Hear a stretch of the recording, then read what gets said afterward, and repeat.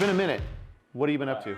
The chassis got all mocked up at chopping block, but it's back from powder coat now, back from Cerakoting on all the suspension.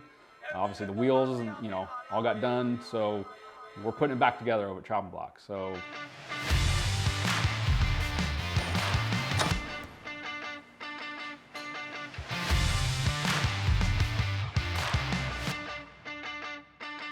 Okay, put that one on her.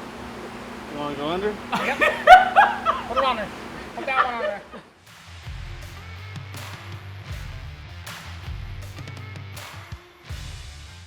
No, we didn't need the others anyway. I didn't need it. Just go. I got it back here. What's in it? You're good. You're good. Holley, where's the fucking pizza? Now for the tire setup for our Boyd's wheels, we kept with the theme of taking a modernized version of classic designs, and we went with Diamondback Classics Gold Line tires.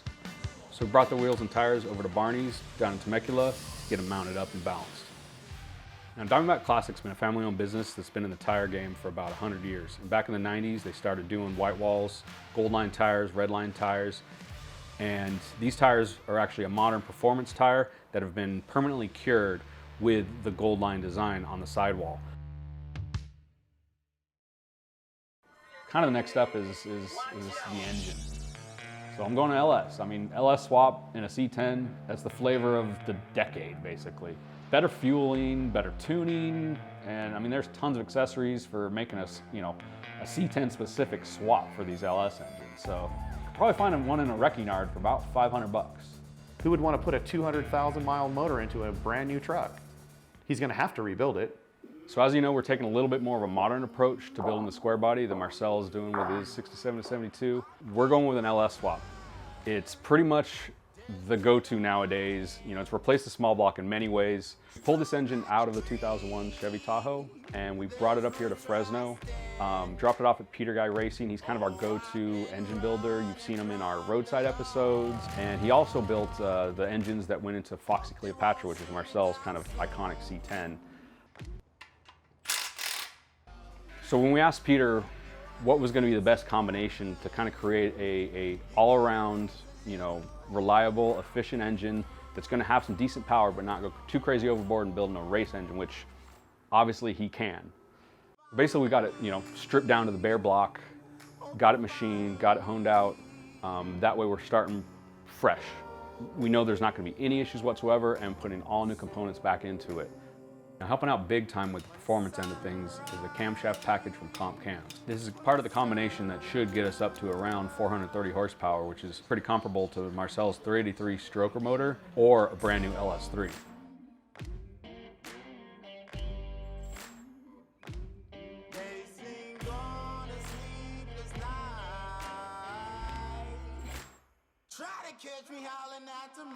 Now, obviously key for any engine to be built: precision, lubrication, and using a torque wrench.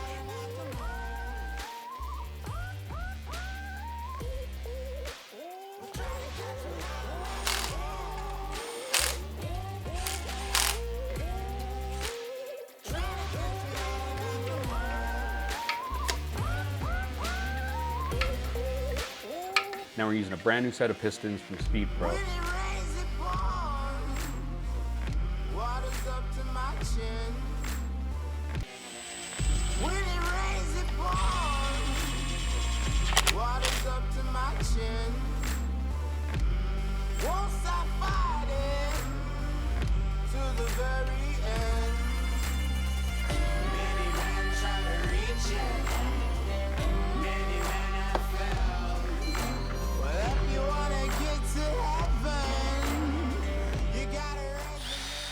Now we're running the factory aluminum cylinder heads on here, but everything is going to be sealed up with Felpro gaskets, and we're going to be increasing the performance and the efficiency.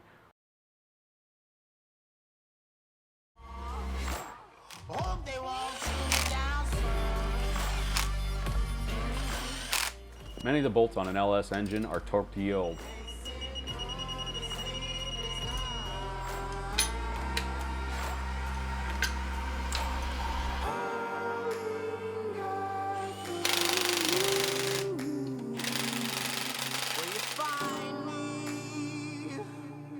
hope you find me when the sunrise, when the sun.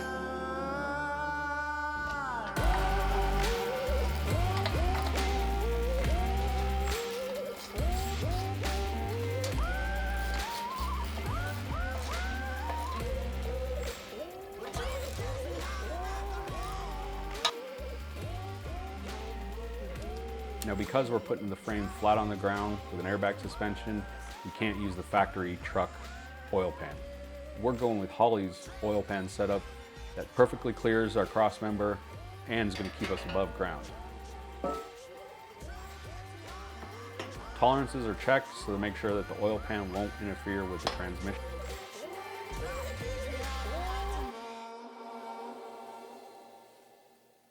Now, in order to make sure that the intake manifold sits flush with the cathedral port heads, button heads are going to be installed onto the valley plate cover and going with a fast intake manifold. Now, this is their big mouth 102 millimeter. It's going to give us a little bit more torque and kind of match up to what a truck manifold offers, and 92 millimeter throttle body on here.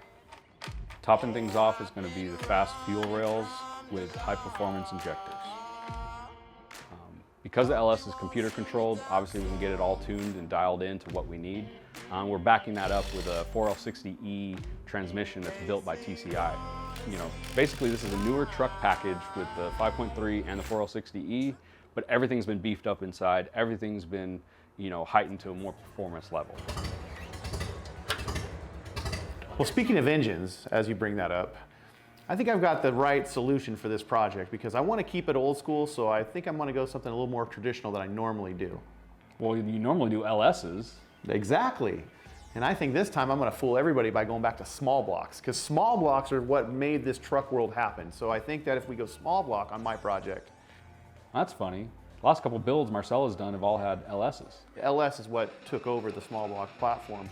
I think you maybe have a good advantage as far as cylinder heads is concerned, but lately a lot of companies have been making some very modern style small block parts, and I'll give you a run for your money that my small block will run just as good as your LS. Sounds like he's just trying to build an LS out of a small block. I mean, might as well just go with the real McCoy. Man, Mulligan's got me beat. I'm gonna have to step up my game a little bit. At least my small block's gonna look like a small block. You know I can hear you, right? Where are you gonna find a small block that's not like in some dude's barn in the corner that's been rusting out for 500 years? Well, exactly. Okay, great. You're right. I mean, a lot of those things right now are boat anchors, and it is getting more hard to find a good small block, but... Sounds like rather than rebuilding the small block that's in your truck right now, you're just looking to go for an all new, you know, complete. No, I'm going easy peasy. It's just too simple just to go online and just go find a crate engine that Blueprint offers and have the thing shipped right to my door. I don't have to go shopping around. I just have to pick off their website which power plant I want and what horsepower I'm looking for, dress it accordingly, throw it in the truck. Simple. You know, I took a look at what it would cost to actually rebuild a small block the way that I'd want to do it compared to just picking up a crate engine, and really I couldn't beat the price of the crate engine because everything is already there that I would put into it anyways. Someone else builds it, someone else dynos it, makes sure that everything's right, and also I get a warranty on top of it. So I'm pretty excited about that. And plus two, I don't get my hands dirty. It just comes right to my door, ready to put in. Well, you got prime shipping or something? Today, buddy, today. Oh, we got us some goods today. That's right. We got a Blueprint small block Chevy 383 right here sitting in a crate in my front yard, dropped off right from the UPS truck. Well, not really a UPS truck. I take that back. It's the bigger truck. But the fact of the matter is I didn't have to go anywhere to get this engine. Take it to a machine shop, buy a bunch of parts, assemble something, and hope that it goes together. Every engine that they assemble, they dyno. So this engine right here has already been dynoed, so we already know it's a great motor. I got the tech sheet sitting right here, so I'll go over some of the highlighted areas. Number one, its horsepower rating. It's rated at 430 horsepower, 450 pounds of torque. Great street motor. We'll lift this guy off.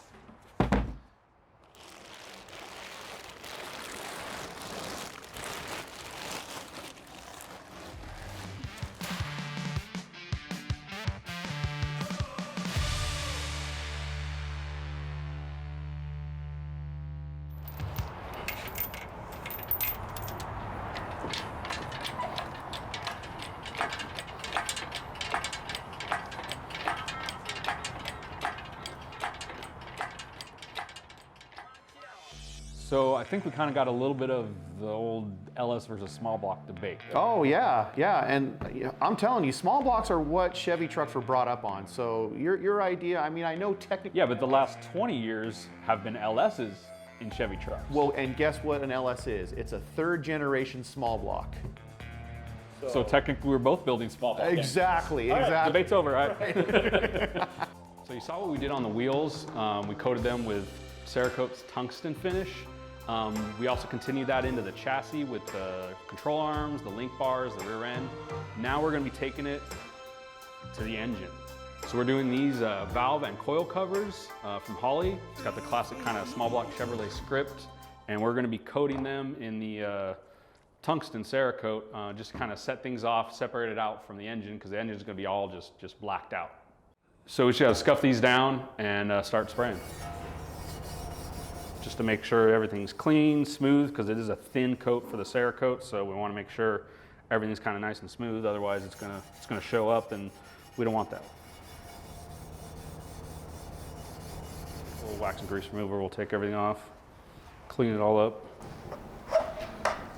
So spraying air dry Cerakote is pretty much the same as your regular painting. Cerakote goes on pretty thin, so it should take just a couple quick coats. So you definitely want to be wearing a respirator just to make sure this stuff ain't going to go to your head.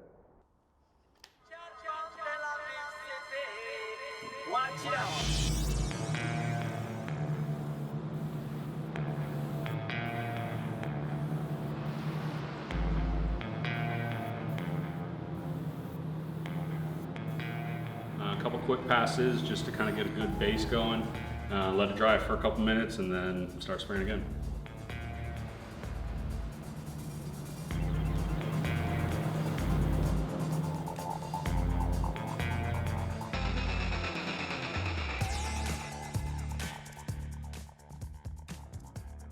So we've got everything taped off that we don't want to see paint on.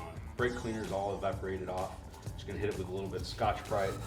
This will kind of smooth everything out. So we're going to be hitting this with Duplicolor's engine enamel. We're doing a low gloss black, just keep things nice and clean, match the frame.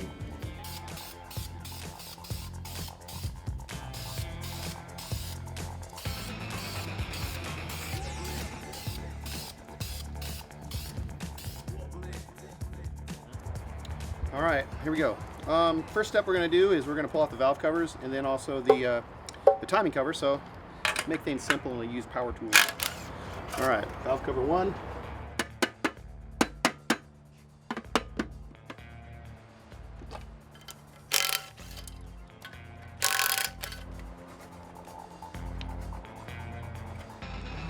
Son of a bitch, that cut me right open.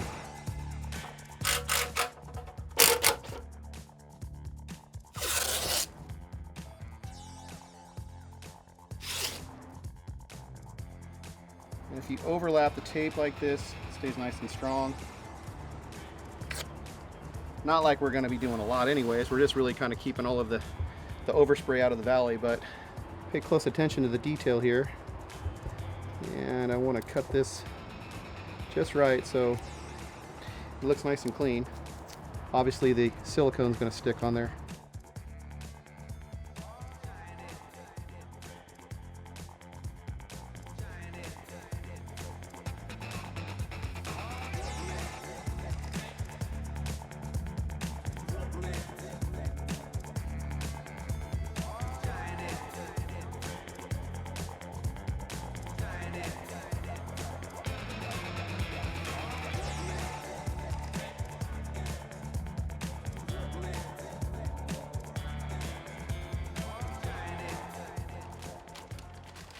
All right, so we're ready. We're all masked off. I've got the whole top of the valley here done, the rocker arms, did the exhaust ports, what else? Timing chain, made sure we did spark plugs. So basically everything's all masked off. I just want to take some brake cleaner and run it maybe on the aluminum part. You can spray a little bit, spray it down, make sure that stuff's really clean. On the paint, I'm just gonna go ahead and wipe it down with the rag rather than spraying directly on it. I'm just trying to get all of the oil off of it so it'll have good adhesion. So I want to make sure that everything's fully dry and everything's had time to evaporate out. So Jason's gonna put some small block flavor onto his new LS motor that really technically is a modern engine. Well, you can't get any more old school than just an old orange small block Chevy, and that's the reason why I'm gonna go traditional small block orange, but with a little bit of flavor here that we've got from Auto Air Colors, because I like things really bright and shiny, and Auto Air Colors Mango, well, come on, we've already put it on the orange truck, and you guys know that truck looks good, so I had to do it to the engine here.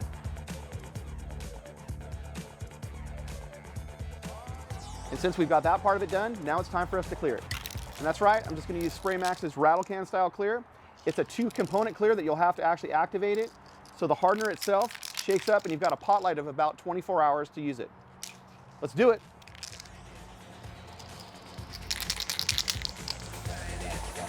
But it dries to the touch in about 10-15 minutes.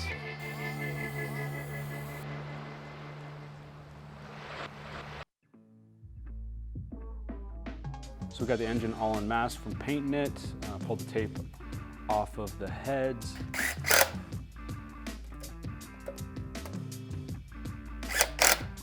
So Holley has this really nice billet oil cap, just screws into the valve cover, and this is going to allow us access if we need to fill this up in the future.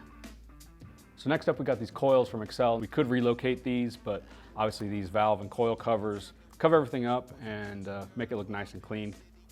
Got these spacers on.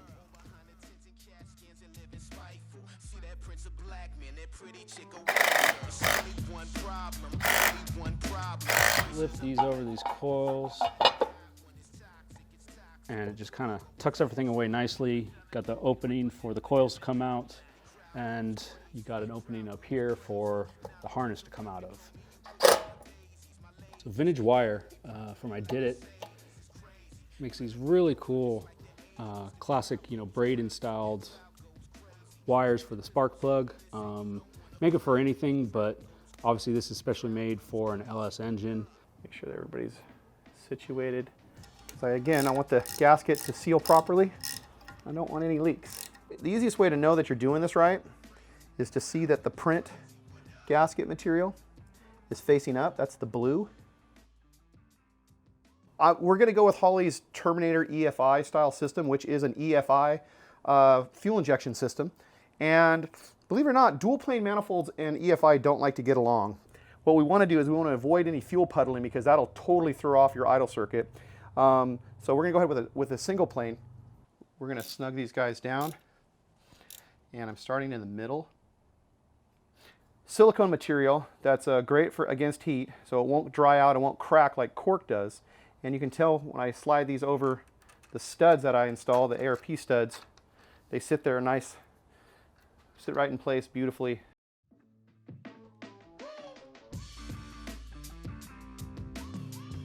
Well, Marcel, why are you then putting this round butterfly style gasket and carb spacer onto this manifold if you have this big gaping hole?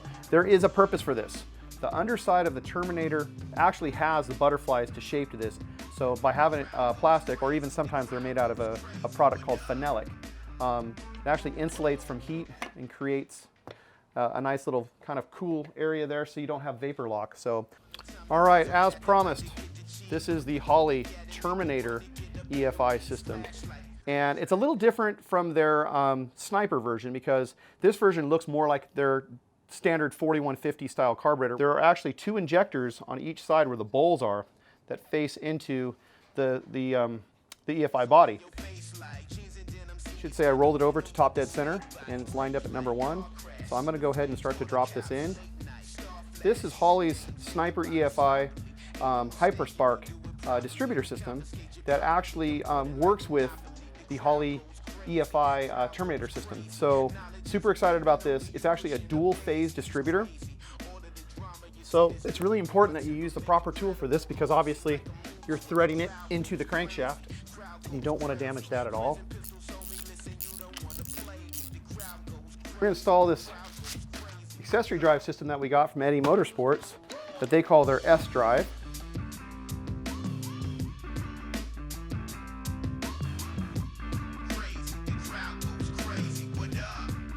We're going to do the double nut approach like we've done before by literally just taking 2 nuts, tightening them on there, and spinning the stud into place. take your socket, snug this guy up. Now you can easily turn the stud.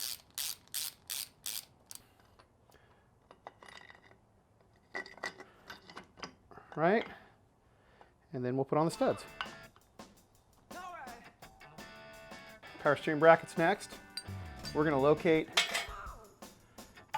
the bracket down here to the other bracket.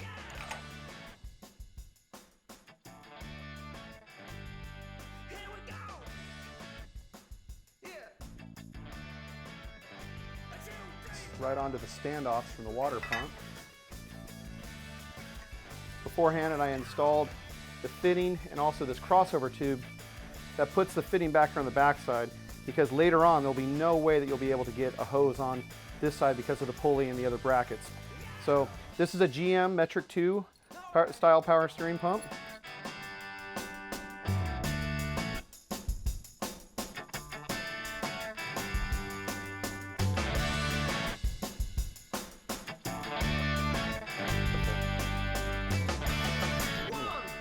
Tighten that guy up a little bit there, okay? We want to get this guy tight before we put on the belt tensioner. This is more of just a cover. There's no real function to it, just looks, but it covers up the clutch and just makes it look more performance. Right?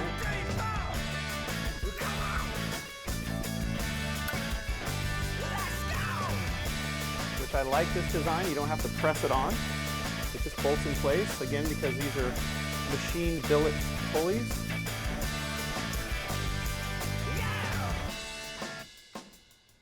My bad. Let's start over. We're going to go around the alternator, power steering, and also the crank pulley. We're going to come back around the water pump. Okay. Of course, this is a brand new belt, so it's a little more difficult. And then, no, that's not how it goes. Okay, let's try this again. Let's go alternator around the water pump, up around the AC, back down around the tensioner, crank,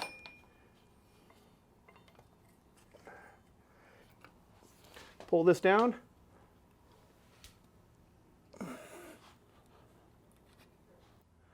look at that, lined up perfect on my third time. So we're getting ready to put the front accessory drive onto our LS, and this is a mid-mount kit. It comes from Holley, and what's really cool about this is everything mounts right off the water pump. It's actually a Corvette C-10 LT4 based water pump, so it's got the latest Chevy technology. And rather than doing a bunch of brackets and trying to mount stuff and clear, steering or clear the chopping block setup, everything comes right off this water pump. Nice clean setup and pretty easy and straightforward to put together.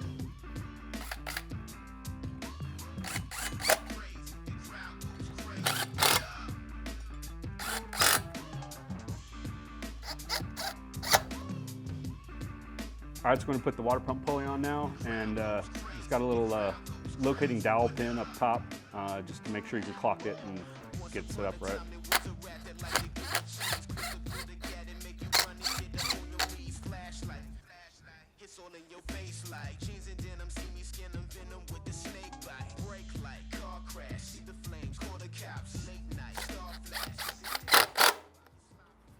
So we're starting off with the alternator. This is one that Holley manufactured themselves. It's based off of the Corvette design as well, but it's a real nice smooth casting, and it's black. It's going to match everything else, and then some Honda that's going by, so we'll see if that picks up. It's really nice. Holley actually slotted this side, so that way you can slide the bolt in and bolt it up this way. You won't have to mess with anything on the block or the heads to try to get it off, but obviously we have a little bit taller valve covers and coil covers, so we had to remove those in order to get this bolt on.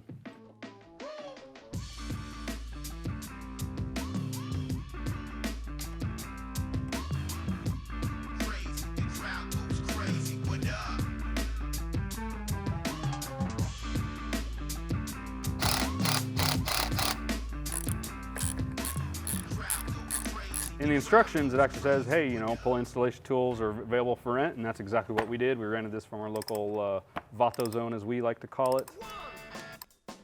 So you want to make sure that the shaft for the power steering pump is perfectly flush with the pulley. Otherwise, you're going to have belt misalignment issues, and no one needs to be throwing a belt when they're going down the freeway.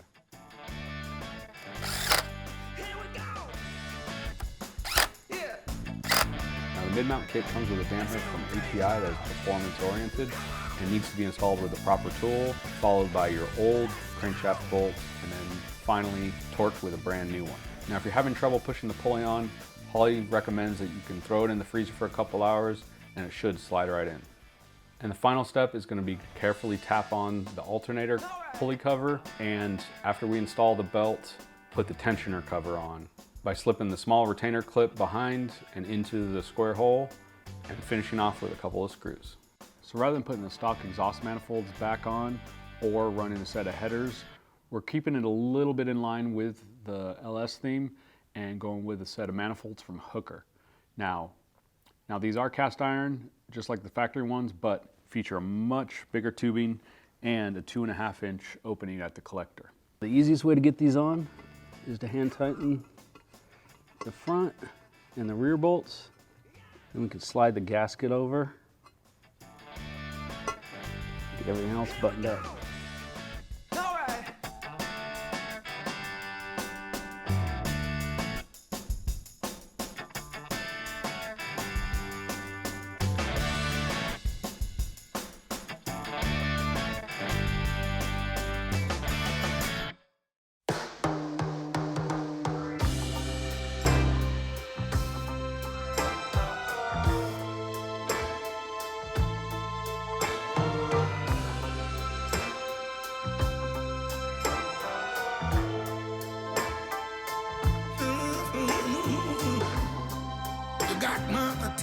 Baby.